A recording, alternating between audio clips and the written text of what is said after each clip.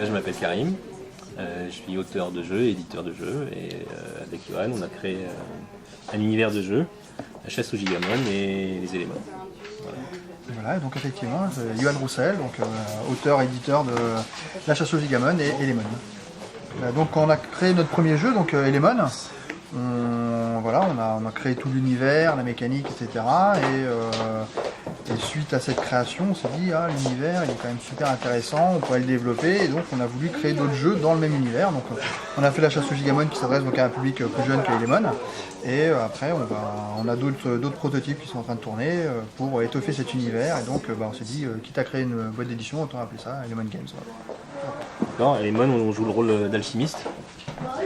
On joue le rôle d'alchimiste, et le but ça va être d'essayer de faire des potions magiques ou de découvrir la pierre philosophale. Voilà. Donc pour ça, on utilise des petits élémentaires qui vont servir à faire les potions. C'est un jeu qui s'adresse aux 7-8 ans, il faut savoir lire. Et puis voilà, c'est un jeu où on s'éclate. Et après, on nous a dit que ça s'adressait plus aux enfants, aux plus petits. Là, c'est à partir de 7-8 ans. Et donc, on a commencé à réfléchir justement à notre jeu pour les 5-6 ans. Et on est tombé sur la chasse aux gigamon. On est tombé dessus. Hydromon, non, c'est pas le même. Donc, on les cache. Allez, à toi, Eva. Est-ce qu'on n'a pas déjà vu celui-là? Ou c'était déjà celui-là? Non, on l'a pas vu. C'est déjà celui-là. J'ai un doute. Et Pyromon, on regarde bien. Ok, on essaie de s'en souvenir, on les cache. Tac. Et voilà. Pyromon. Voilà, donc Après, il est là pour gagner. Hein. Ah ouais, là, il faut pas Après, être...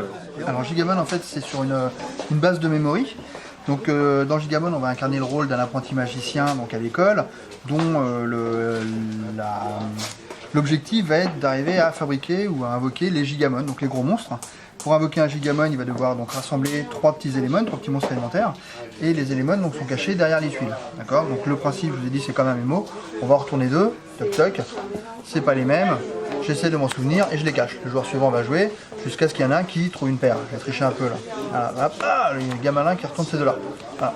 Donc quand on fait une paire, donc on récupère les éléments, on remplace les tuiles en jeu pour qu'il y en ait toujours 9, et on va déclencher le pouvoir magique de l'élément, parce que chaque élément va avoir un pouvoir en fonction de son élément. Donc là j'ai fait les fleurs, donc la nature comme il pousse très très vite, hop, j'en gagnais en bonus.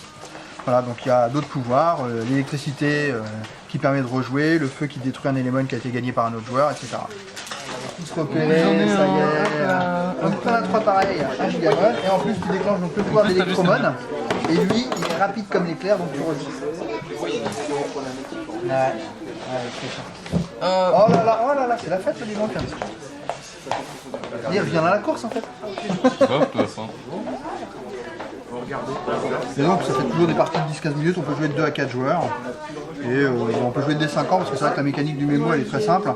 Et après on apprend les pouvoirs au fur et à mesure des parties. Alors l'inspiration c'est pas du tout les Pokémon, c'est juste le nom en fait qui a une connotation pour Pokémon. Au début j'étais parti des éléments, des 4 éléments, l'eau, la terre, le feu. Et puis j'ai commencé à faire des petits monstres un peu style manga.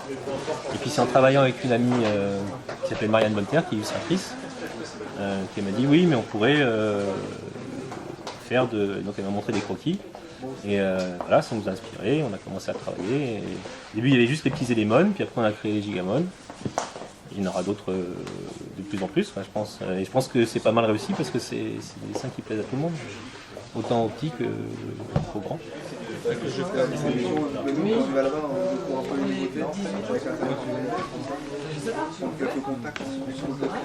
Moi à la base quand on a commencé à créer les jeux et qu'on les a édités, c'était pour nous. Mais à force de faire des salons et de rencontrer des gens, on se rend compte qu'il y a des auteurs qui ont de très bonnes idées. Et en fait, il y a des grandes chances que si les idées nous plaisent, on l'édite quoi. Alors le truc c'est qu'on est avant tout joueur et s'il y a un jeu qui nous plaît, on va avoir envie d'éditer quoi. On est déjà en train de travailler avec d'autres éditeurs, pas en coalition mais en partenariat.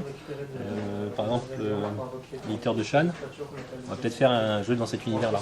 Mais ça sera exceptionnel. C'est juste parce qu'on aime bien leur univers et que on voilà, on a développé un jeu qui fonctionne bien dans l'univers. Voilà. On a développé un jeu et on pouvait pas mettre des éléments dessus, donc on s'est dit bon, avec les barrières. Mais non, mais c'est vrai qu'on a déjà prévu, on a des prototypes aussi qui tournent sur des jeux un peu plus core, avec un univers d'éléments. Mais on ne dit pas plus, c'est encore à l'état de prototype. Le prochain jeu, ce sera toujours des petits monstres élémentaires, mais là on a fait un jeu sur les zombies. Donc il va y avoir des zombimon dans le prochain jeu. Ah. Voilà. Des petits monstres zombies, ce sera un jeu pareil pour les très familial. Non,